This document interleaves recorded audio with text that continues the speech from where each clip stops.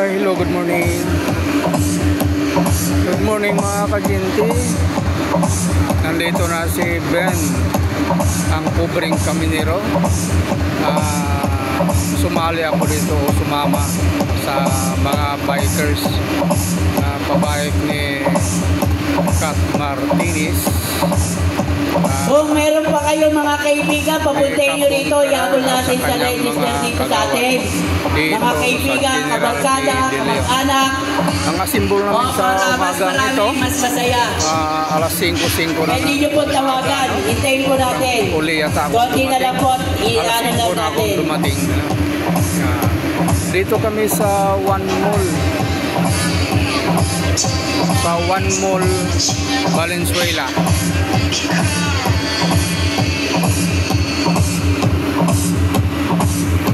Marami na rin ang dito, mga dumating na mga bikers.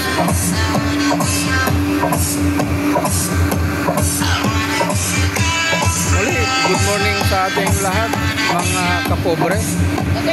General T. De Leon, Valenzuela City. Medyo marami na rin ang dumadating. Kanina pa sila dito kasi ako yung nahuli, alas 5 na ako dumating, mga kapobre.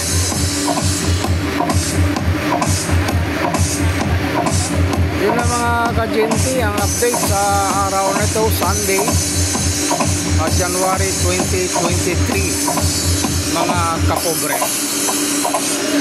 Bukas may pasok na naman sa barangay ang mga pobreng kaminero, lahat ng kawani ng barangay. Kahit walang sahod mga kapobre, hintay-hintay lang. Ganun talaga ang sahuran pag naka sa politika, mga kajente. Nagtrabaho kami sa pamamahala ni Kapbong Ferrer, ang kapitan ng aming barangay, mga kajente. Kung wala na si Kapbong Ferrer, kasi madating din yung panahon na matatapos ang kanyang term o termino, wala na rin kami mga kapobre. Sana ang ating mga opisyal ng barangay ibigay na lahat ang pangangailangan ng ating mga kawani, kasi alam mo natin na maiksi lang ang term ng mga barangay kagawad, mga kapobre. Alam nila kung ano ang ibig sabihin.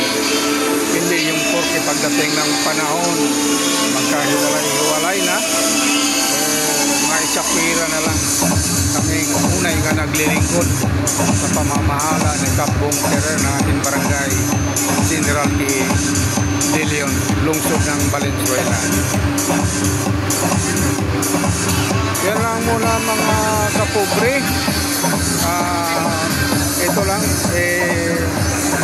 i-site ko lang yung mga bikers na nandito, mga kapobre. Ayan na sila mga kapobre.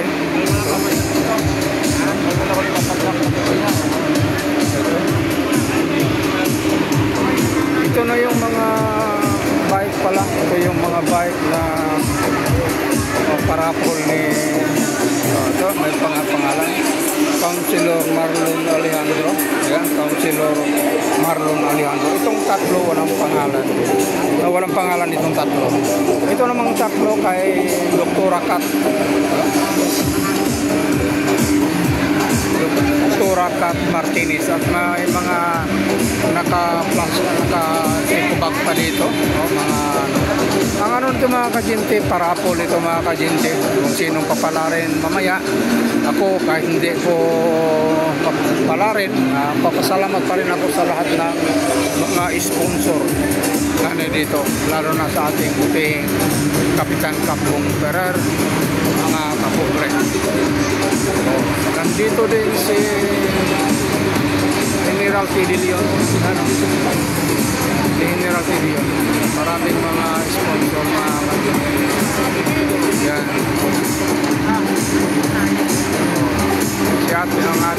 kapitan. Kasama si Sil at si Kagawad Sil de la Cruz, mga kajente. Na ganyan ang anyo niya dahil sa natapat siya sa plus na ilaw, no? Ayan. Yan ang kaganapan nito, mga kajente, dito sa harap ng One Mall. Kasama din natin ang mga tanod. Salamat din sa mga tanod na nandito. Naka-ready na ang naka-ready na ang nandito. Ayan, na mga bikers, mga kapobre.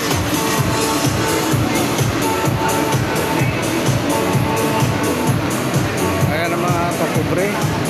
May mga sticker na ang mga bike, no? Lahat ng sumali na dito sa sama may mga sticker katulad nito,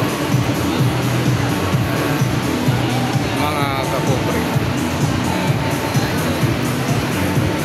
Ang location na pinag-asimbulan namin, mga kajinti, nandito kami sa One Mall ng General T. De Leon, Barangay General T. De Leon, mga kapobre. Ayan, nandito na sila. Ako lang ang nahuli, mabuti naka pa ako. Hindi ko pa alam kung anong oras ito aalis o mag-umpisa mula dito. Ang ikot naman namin, mga kapobre, papunta kami ng Ogong, Pulang Lupa, tapos doon sa toll gate, no?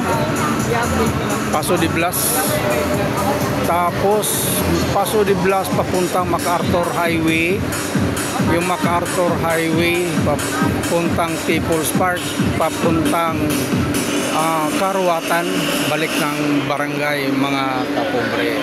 Nakahanda na rin ang mga ambulansya, 2 ambulansya ito.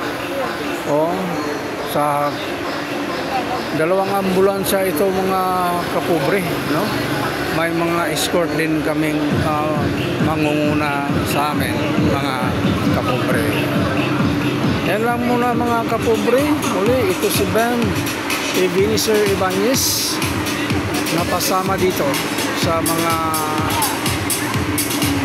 bikers, mga kapobre. Pero hindi ito karera, ulitin ko, hindi ito karera, mga kajente. Palaro lang ito sa ating mga barangay kagawad, sa mga Martinez family, no? Thank you so much. We love you all. God bless sa ating lahat. Bye-bye. Ito si Ben Ebenezer Ibanez. Thank you so much.